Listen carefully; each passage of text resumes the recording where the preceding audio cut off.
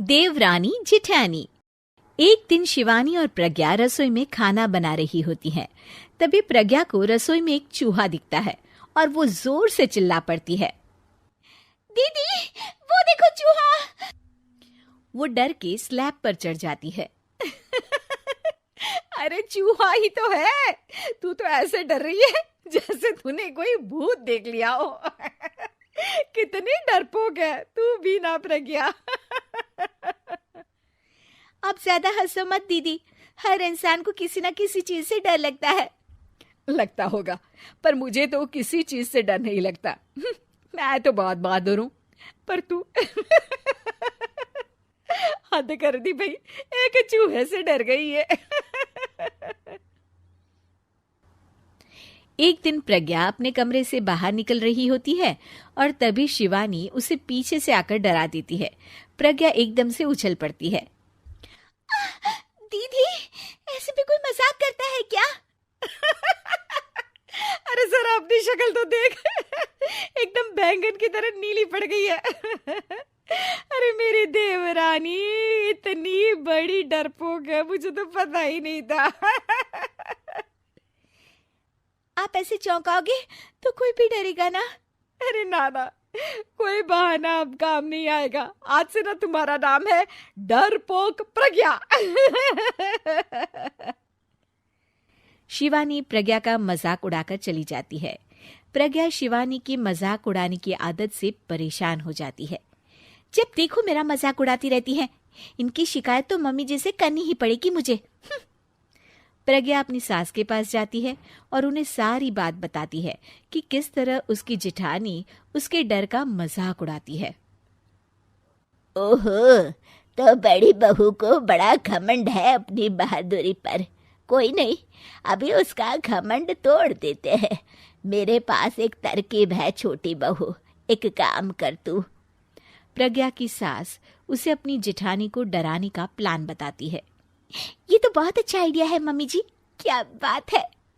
Idea सुनकर लग रहा है कि आप अपने बचपन में काफी शरारती रही होंगी मम्मी जी। अब आएगा मजा मेरी बहादुर जिठानी जी को।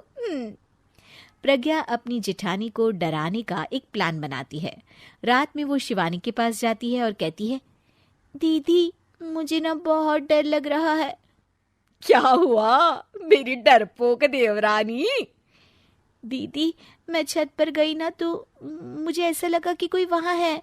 ऐसा लगा जैसे मुझे कोई वहां देख रहा था, जैसे कोई साया। अरे क्या बक रही हो, तेरा वहम होगा। नहीं नहीं दीदी, आप चलो ना प्लीज मेरे साथ, मुझे तो बहुत डर लग रहा है। मेरी एक साड़ी सूख रही थी, वही लानी है। प्लीज आप चलिए ना ऊपर मेरे साथ। ओफो, चल। प्रज्ञा शिवानी को बहाने से छत पर ले जाती है और वो उसके पीछे चल रही होती है।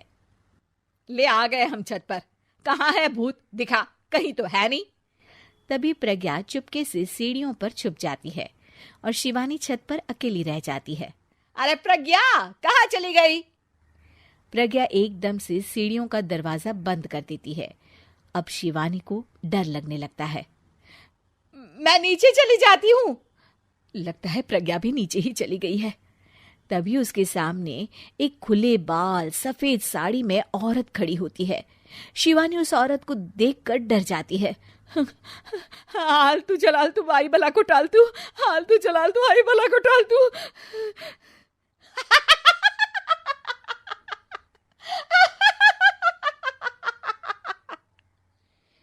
चुड़ैल की हंसी सुनकर शिवानी बुरी तरह डर जाती है।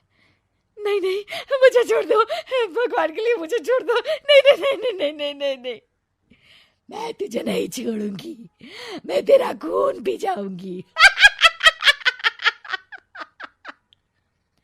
तभी चुड़ैल की हंसी उसकी सास की हंसी में बदल जाती है।